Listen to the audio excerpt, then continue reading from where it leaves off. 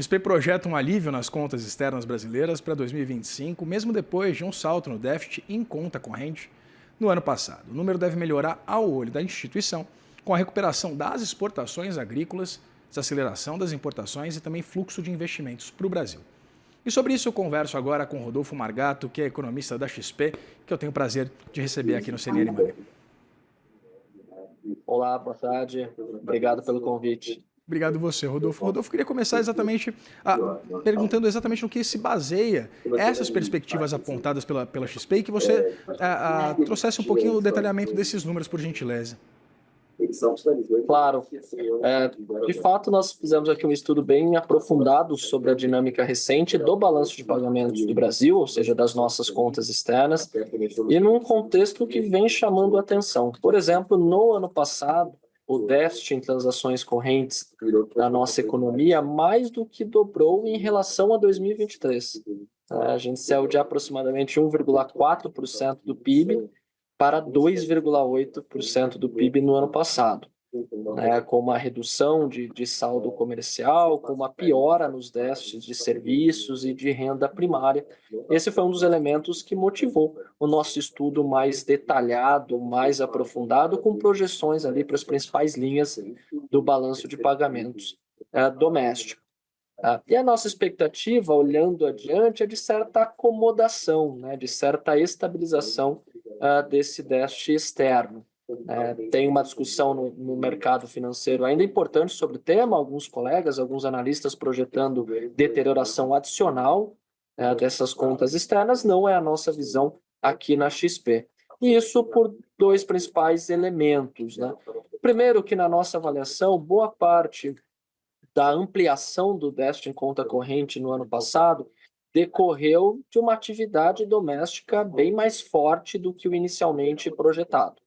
Vale lembrar que o PIB do ano passado cresceu 3,4%, as projeções no início do ano apontavam para 1,5%, 2% de expansão. Com atividade doméstica mais forte, impulsionada por consumo das famílias, por investimentos em ativos fixos, isso levou a um salto nas importações de bens e também a um aumento das despesas com alguns serviços, serviços que a gente chama de mais sensíveis ao ciclo econômico. Então, despesas com transporte, com aluguel de equipamentos, viagens internacionais, enfim, linhas que são mais ligadas justamente a essa atividade sólida.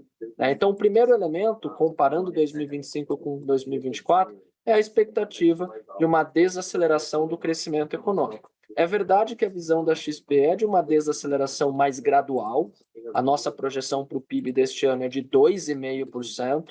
Se a gente compara com a mediana de projeções de mercado, segundo o Boletim Focus, está em 2,2%. O número do Banco Central, conforme divulgado nesta manhã no relatório de política monetária, é de 2,1%. Então, no nosso caso, é uma desaceleração mais gradual, mas, de qualquer forma, é uma perda de tração na comparação com o ano passado. Então, esse é o primeiro grande elemento.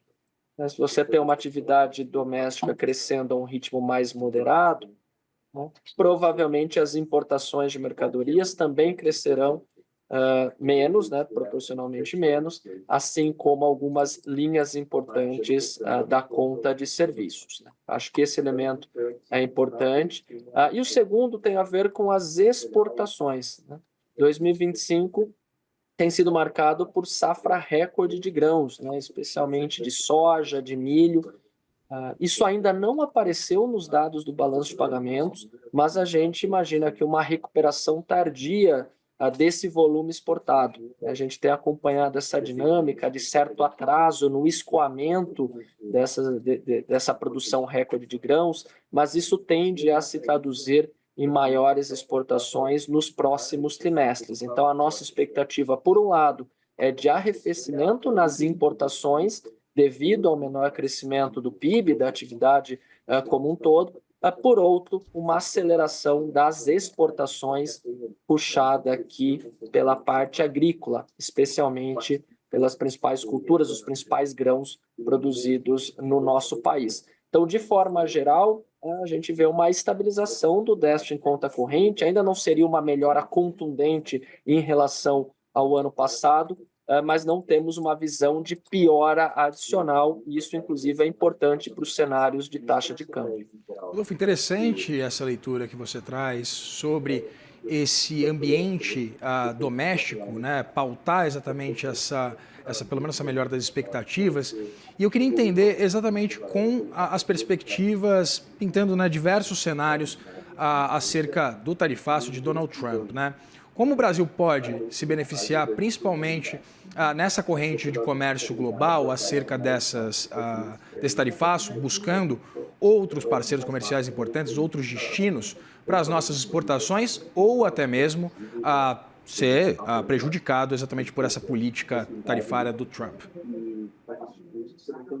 Essa é uma ótima discussão. Eu acho que ela ganhou muita força após o Liberation Day. Eu estava acompanhando a entrevista anterior, também muito bem colocada, né? E o Brasil foi inicialmente visto ali como um dos vencedores relativos, né, do tarifaço do Trump, que em teoria pode pegar aqui espaço, né, mercado, market share, por exemplo, nas exportações de produtos agrícolas para a China, né, considerando uma redução dos fluxos comerciais entre Estados Unidos e a economia asiática.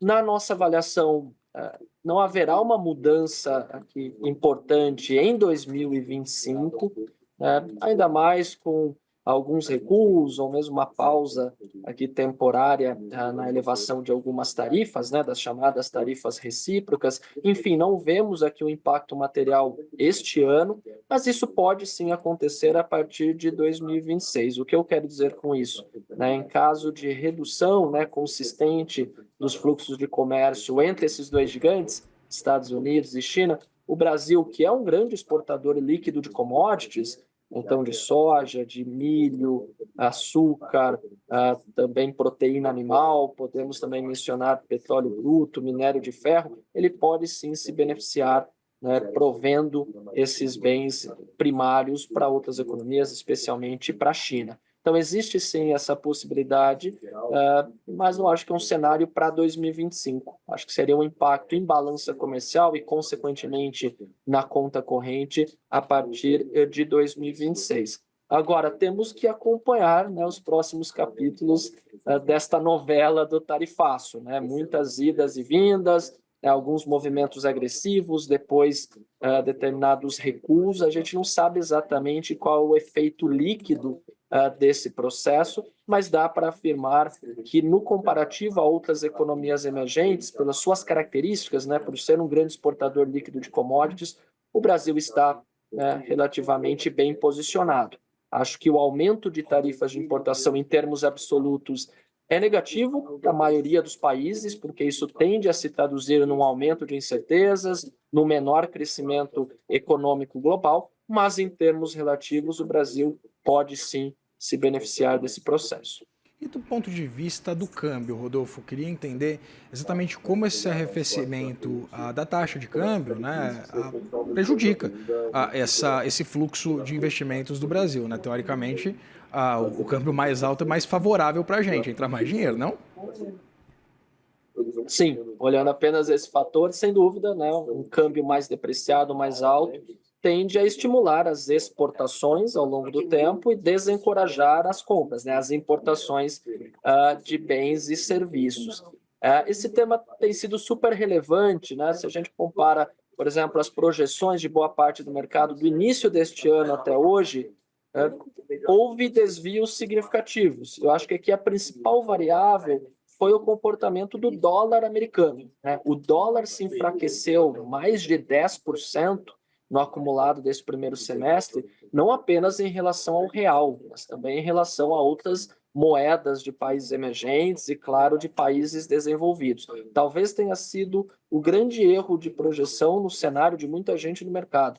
Havia expectativa inicial com o governo Trump, aumento das tarifas de importação, enfim, mudanças em políticas comerciais, de mercado de trabalho, regulatórias. Havia, né, uma visão de dólar mais forte. O que a gente observou nos últimos meses foi o contrário, o dólar perdendo força em relação à maioria das moedas. Então, tudo isso para dizer que, na nossa avaliação, pelo menos, boa parte do fortalecimento do real, que é de cerca de 12%, de janeiro até hoje, né, a gente saiu ali de R$ 6 por dólar aproximadamente para ao redor de 5,50, tem a ver com fatores externos.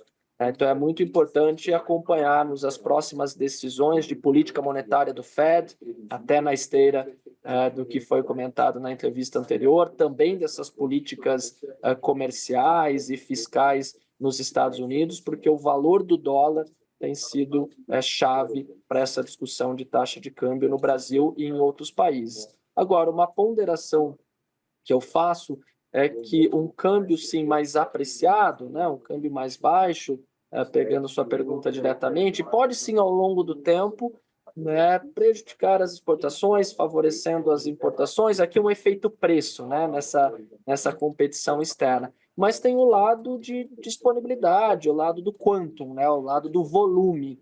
E o Brasil continua sendo um grande fornecedor de grãos, de carnes, de minério, de petróleo. Então, a gente não vê uma redução significativa na quantidade exportada. Acho que ao longo do tempo pode sim ocorrer algum efeito mais pelo preço, mas não achamos que isso seria capaz de reduzir a balança comercial daqui para frente. Mas, sem dúvida, a taxa de câmbio é uma variável-chave, não apenas para a dinâmica do balanço de pagamentos, como abordado no nosso relatório especial, mas também para a inflação e, consequentemente, para as decisões de política monetária aqui pelo nosso Copom. Conversei aqui com Rodolfo Margato, que é economista da XP, a quem agradeço pela disponibilidade e pelo papo aqui com o CNN Money. Obrigado. Obrigado. Até a próxima. Até mais.